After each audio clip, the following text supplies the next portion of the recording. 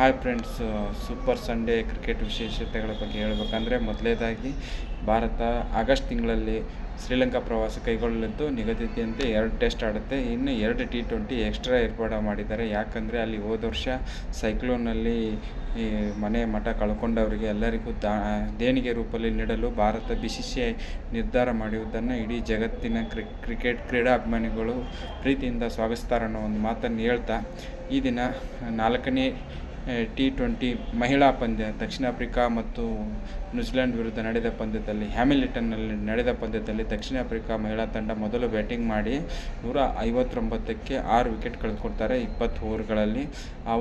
ಡೆರೆಕ್ಸನ್ ಅವರು 55, ಅಜಯ್ ಉಳಿತಾರೆ 32 ಬಾಲಲ್ಲಿ. ಬಾಲಿಂಗಲ್ಲಿ ಕೂಡ 1 ವಿಕೆಟ್ ಒಗಿತಾರೆ. ಇನ್ನು ನ್ಯೂಜಿಲೆಂಡ್ ಪರವಾಗಿ ಜೆಮೆಲ್ ಇಕ್ಕೇರ್ ಅವರು 16ಕ್ಕೆ 3 ಓವರ್ 16ಕ್ಕೆ 3 ವಿಕೆಟ್ ಹೋಗೋದು ಪಂದ್ಯ ಶ್ರೇಷ್ಠ ಪ್ರಶಸ್ತಿಯನ್ನು ಪಡೀತಾರೆ.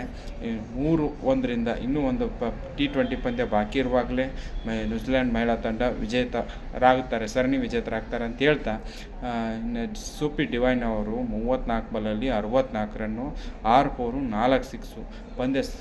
ಇವ್ರದ್ದು ದಕ್ಷಿಣ ಆಫ್ರಿಕಾದ ಮಹಿಳಾ ತಂಡದ ವಿರುದ್ಧ ಕಳೆದ ಒಂದು 10-15 ಪಂದ್ಯ ನೋಡ್ರೆ ಎವ್ರಿ 2-3 ಮ್ಯಾಚಿಗೆ ಒಂದು 50 ಇದೆ.